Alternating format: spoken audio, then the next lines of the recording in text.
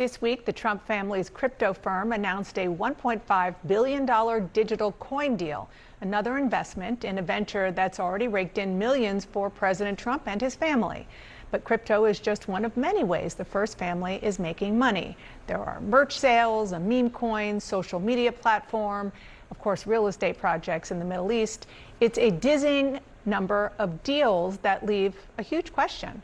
Quote, the number. How much is President Trump pocketing off the presidency? That is the title of the piece you see there in The New Yorker, where staff writer David Kirkpatrick tried to answer that question.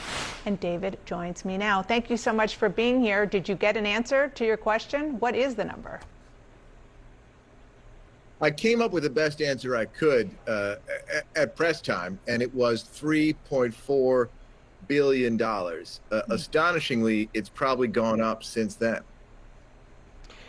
Okay, so let's break down that eye-popping number. More than $3 billion with a B, crypto. That's where you identify most of the profits. How much have the president and his family made in crypto, and how? Well, what's most remarkable is the number of transactions, the number of deals, the number of ways that the family has sought to make money. And I should tell you, when I set out, my method here was first, look at some stream of income and decide, one, is it coming from the presidency? Does it depend on the presidency? And two, how much have they made out of it? So in that category, Truth Social and the company that holds it, Trump Media and Technology Group, is definitely depending on the presidency. In the last month, the biggest chunk of what I'm calling their money from crypto has come through Trump Media and Technology Group. It has a stock that is basically a kind of financial indicator of the mood about the president. It's a meme stock, in other words. Stock trades only on how people feel about the president. But they've taken that meme stock and they've swapped it for cash and Bitcoin. So they have $3.1 billion of cash and Bitcoin on the books. The president holds 42% of that company. His share of that is more than $1 billion. So that's a $1 billion bump in his net worth just in the last couple months. Eric and Donald Trump Jr. responded to your reporting about all of this. They were on Fox this morning. I want to play what they said and get your response. It's quite infuriating. We had nowhere to go. Capital One stripped 300 bank accounts from me, 300 in the middle of the night. We didn't have a damn choice. Trump was the only guy that was actually a businessman before that. Are we supposed to stop running our businesses? Are we supposed to stop doing anything? He's not involved in these things. We are running those businesses as we have. David? Well, those are points that the family's made before. On the first part, in a kind of a garbled way, what Eric Trump's saying there is that they got into crypto because they feel they were blackballed by the big banks. What he's leaving out is the banks that stopped doing business with the family did so after the attack on the Capitol of January 6th. And other banks did step in. The other point that Don Jr. is making, which is that they're a business family, they should be able to stay in business. When I went through their income streams, I set aside all the money that's their old business. The hotels, things like the hotel, all the deals that grew out of their old business. Okay, fine. A lot of people might say they should have divested from that, but fine.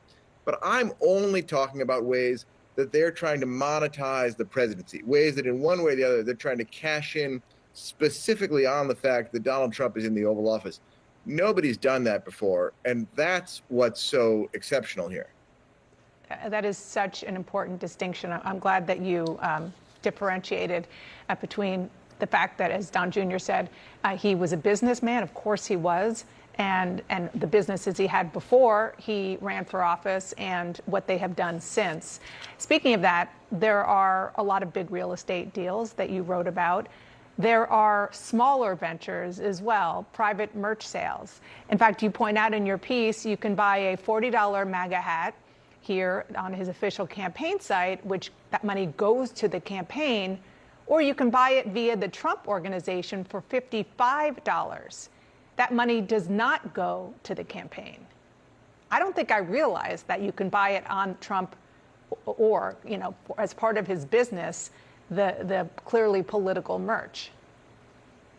Yeah, I was really dumbstruck when I realized that on his financial disclosure forms, disclosing his personal income, he's including sales of what look like campaign merchandise, the kinds of things that were I a Trump supporter, I would buy thinking I was supporting the MAGA cause and its candidates, but it's actually going into his own pocket. That's, I'm pretty sure, unprecedented. What readers are going to want to know after they read the article is, all these payments, is any of them an effort to buy influence, a kind of quid pro quo? And those things are very, very hard to prove. But for me, the takeaway is that given the astonishing rate at which they're making this money, given the obvious zeal to make more money, it does make the question more pressing. If you're making a payment to them, do you have reason to believe that they're going to give you something in return? David Kirkpatrick, just fascinating reporting. Thank you so much for being here and sharing it with us. The White House responded to David's reporting with this from the press secretary, Caroline Leavitt. She told the New York, quote, "The claims that this president has profited from his time in office are absolutely absurd.